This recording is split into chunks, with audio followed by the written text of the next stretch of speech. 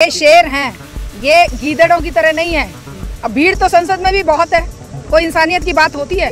इनको चंदा चाहिए चुनाव जीतने के लिए, जीतने के बाद कर्जा उतारने के लिए इनको पूंजीपतियों के लिए कानून बनाने होते हैं। अब से पी रहे कड़वाहट 2014 से, जब ये पहली बार आया था तो बोला था कड़वी दवाई पीनी पड़ेगी, मतलब कड़वा और जहर पिला के तो किसान, मजदूर, महिला, छात्र, युवाओं को मार रहा है। और आज उसे ये 214 की बलि लेकर कब तक जिएंगे? अब किसान पीछे हटने वाला नहीं है। ये कहते हैं भीड़ कम हो गई, भीड़ कम हो गई, भीड़ कम हो रही। क्या ड्रामा है भाई? भीड़ तो अमित शाह भी बहुत इकट्ठी कर रहा है बंगाल में जाके।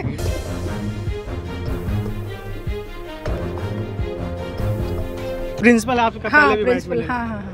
तो क्या कहेंगी? अभी भी आंदोलन चल रहा है, सरकार नहीं सुन रही है। देखिए, सरकार को सुनना पड़ेगा। एक चीज और, मेन स्ट्रीम मीडिया ये हमेशा दिखा रही है कि आंदोलन कमजोर पड़ रहा है, भीड़ कम हो गई है पहले क्या। हाँ, भीड़ कम हो गई। देखिए, शेर हैं ये शेर हैं, ये गीदड़ों की तरह नहीं है। अब भीड़ तो संसद में भी बहुत है, कोई इंसानियत की बात होती है। भीड़ तो इनकी रैलियों में भी बहुत होती है, कोई इंसानियत की बात होती है। यहाँ पर जो किसान है पूरी समझदारी के साथ, इंसानियत के साथ, केवल अपने हक के लिए नहीं, पूरे रोटी खाने वाली जितनी जनता भारत की है उसके हिस्से की लड़ाई लड़ रहा है। ये एक दीगर बात है कि वो जो रोटी खाने वाला आज व्यक्ति इस बात को नहीं समझ रहा है। आने वाले समय में माथा पकड़ के वही सबसे ज़्यादा रोएंगे, क्योंकि नौकरियाँ ख़त्म है, शिक्षा खत्म है। अब ये बच्ची खुची जो हमारी ज़मीन पर ये हमें रोटी खिला रहे थे, कोरोना पीरियड में भी आपने देखा कि केवल खेती बची थी जहाँ 2% ग्रोथ रेट रहा, बाकी सब माइनस में गया। अब ये इनको चुभ रहा है कि ये जो ग्रोथ रेट है ये हमारी पॉकेट में क्यों नहीं आ रहा। अडानी, अंबानी, गोयनका, सिंघानिया, बजाज, मित्तल क्यों इससे वंचित रहे? किसान कैसे राजा बन के रोटी बना रहा है, उगा रहा है और जनता को खिला रहा है। किसान के हाथ में गेहूं नहीं रहेगा, धान नहीं रहेगा, सब्जियां नहीं रहेंगी, सीधे खेतों से सिलोज में जाएंगे ट्रक लग के। और किसान जो अपनी मेहनत के लिए इनका गुलाम बन जाएगा, मजदूर बन जाएगा। इस व्यवस्था के खिलाफ आज अगर हम बैठे हैं, मैं कहती हूँ, चाहे ये कहते हैं ना भगत सिंह तो अकेला ही था, ये कहते हैं भीड़ कम हो गई, भीड़ कम हो गई, भीड़ कम हो रही। क्या ड्रामा है भाई? एक भी इंसान 1.25 लाख से एक लड़ाऊं वाला जो एक जज्बा लेके लड़ रहा है, उसमें तुम भीड़ क्यों देख रहे हो? भीड़ तो अमित शाह भी बहुत इकट्ठी कर रहा है बंगाल में जाके।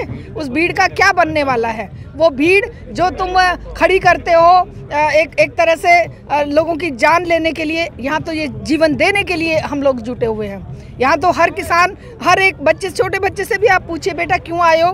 क्योंकि काले कानूनों को हमें वापस करवाना है। सब समझदारी के साथ। ये जो कहते हैं कि दलाल हैं या बहकाए हुए हैं, दलाल खुद सरकार है। क्योंकि कोई भी पार्टी हो, ये let it be any party, इनको चंदा चाहिए चुनाव जीतने के लिए, जीतने के बाद कर्जा उतारने के लिए इनको पूंजीपतियों के लिए कानून बनाने होते हैं। देश को इन्होंने बेच दिया है, चुन कर हमारे सारे सरकारी संस्थानें बेच दी हैं, चुन कर हमारे हक छीन लिए हैं, चुन कर कोई भी चीज़ ऐसी नहीं बची है जो हमें गुलामी की तरफ ना ले जा रही हो। ईस्ट इंडिया कंपनी एक थी, 200-250 साल गुलाम रहे। और ये जो कंपनियां, चाहे वॉलमार्ट है, चाहे वो अंबानी की कंपनी है, चाहे अडानी की है, अब देख रहे हैं कि सैकड़ों कंपनियां इन्होंने खेती के कानून आने के बाद खड़ी कर ली।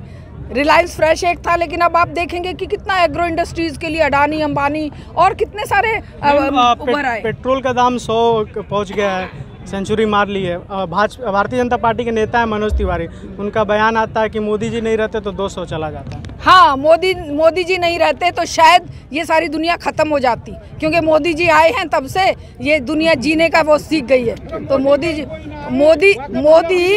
अगर इतना ही बढ़िया है, तो जब पेट्रोल के दाम 100 रुपये बैरल थे या 100 से ऊपर थे, तब ये पेट्रोल 60-65 था। अब ये 60s में है, 50s में भी आया, 40s में भी आया, माइनस में भी गया इंटरनेशनल मार्केट में।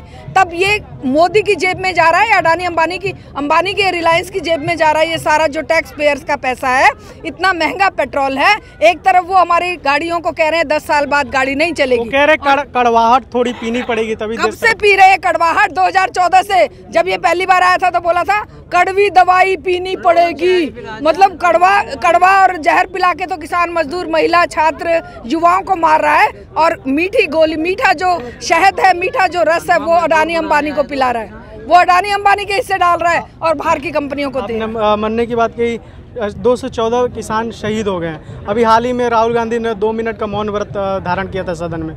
उसके बाद से बिहार में तेजस्वी यादव ने भी बात बोली 2 मिनट के मौन के लिए, लेकिन स्पीकर ने उनकी बातें नहीं मानी, रोक दिया गया उनको। देखिए, जब वो क्या कहते हैं ना, एक कहावत है ना, विनाश काले विपरीत बुद्धि। इंसानियत के जज्बे से जो इंसान गिर रहे हैं, ये इंसानियत के जज्बे से गिरना है कि मृत्यु पर नहीं। अपमान तो हमारे जनमानस का है, हमारे जन आंदोलन का है, हमारे किसान भाइयों का, मजदूर भाइयों का, महिला, शिक्षक, छात्र। ये किससे बनकर आया? क्या ऊपर से सीधा का सीधा वो जो स्पीकर है वो सीधा आसमान से टपका था? वो जनता की वोट लेकर स्पीकर चुना है, प्रधानमंत्री चुने हैं, या जितने भी संसद में बैठे हुए ये जो गुलाम बन गए हैं आज, जिनके मुंह से जबान नहीं फूट रही। मैं कहती हूँ कि अभी एक कल एक वो दे रहा था टीवी में, NDTV में देख रही थी कि एक काउंसिल, जो स्टेट काउंसिल की बैठक हुई है, उसमें इवन चीफ मिनिस्टर तक भी ये नहीं बोले कि किसान आंदोलन और किसान बिल वापस लिए जाएं, किसान आंदोलन पर ध्यान किया जाए। इसका मतलब क्या हुआ? ये सारे के सारे लुटेरे जो है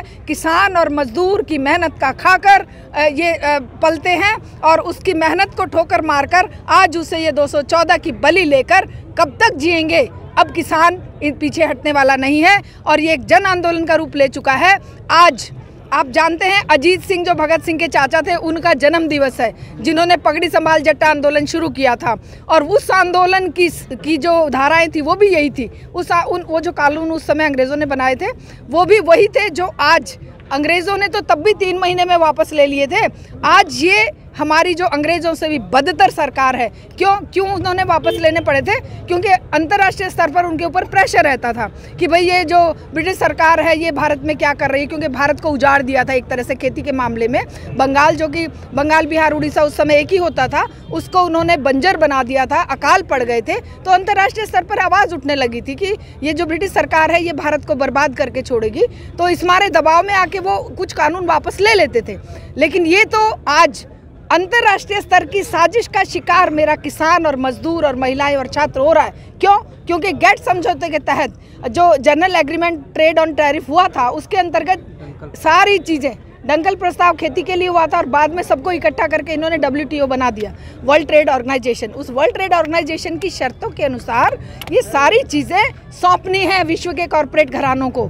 भले ही हमारा किसान मरे, मजदूर मरे, छात्र मरे, शिक्षा को भी बेच दिया है इन्होंने, हर चीज़ को उनके हवाले करना है। क्योंकि अब ये जो मेरा किसान इतना मेहनती है, मेरे देश की ज़मीन इतनी उपजाऊ है, और सब जगह पर इनका जो है ना पूंजीपतियों का दिवाला पिट रहा है। भारत के इस पर नज़र है, इनकी भारत की खेती पर। तो अगर आपको पसंद आया हो तो इसे लाइक करें, कमेंट करें, शेयर करें, और हाँ, हमारे चैनल को सब्सक्राइब करना ना भूलें ताकि देश विदेश से जुड़ी खबरें आप मिस ना करें। क्योंकि कोरोना काल में 2 गज दूरी, मास्क है जरूरी। नमस्कार।